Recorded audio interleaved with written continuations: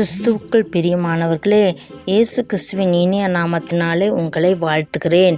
இப்பொழுது கூட மரியாளின் ஜெபம் என்ற தலைப்பின் கீழ் நாம் தியானிக்க இருக்கிறோம்.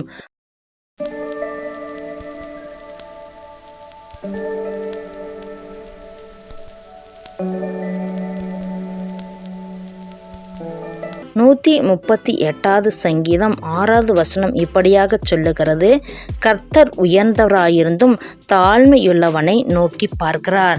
கர்த்தர் தாழ்மையுள்ளவனையே நோக்கி பார்க்கிறார் என்பதாக வேதம் சொல்லுகிறது.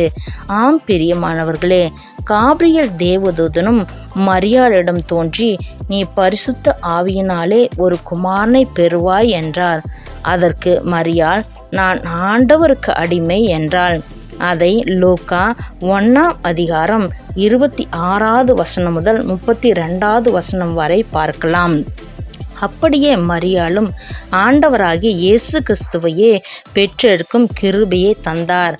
கர்த்தர் இப்படியாக தாழ்மையுள்ளவனுக்கு கிருபை அளிப்பதாக வேதம் சொல்லுகிறது. ஒரு விவசாயிக்கு 2 மகன்கள் இருந்தார்கள். அவருக்கு வயது சென்றதால் 2 மகன்களையும் விவசாயம் செய்யும்படி அழைத்தார்.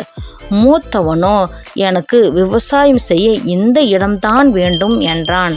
சின்னவனோ, எனக்கு விவசாயம் செய்ய எந்த இடம் கொடுத்தாலும் பரவாயில்லை என்றான். 2 பேரும் விவசாயம் பண்ணினார்கள். மூத்தவனுக்கோ கொஞ்சம் விளைச்சல் மாத்திரமே கிடைத்தது. ஆனால் சின்னவனுக்கோ அமோக விளைச்சல் கிடைத்தது.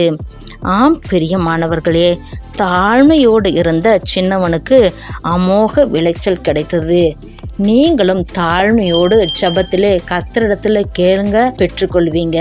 God bless you.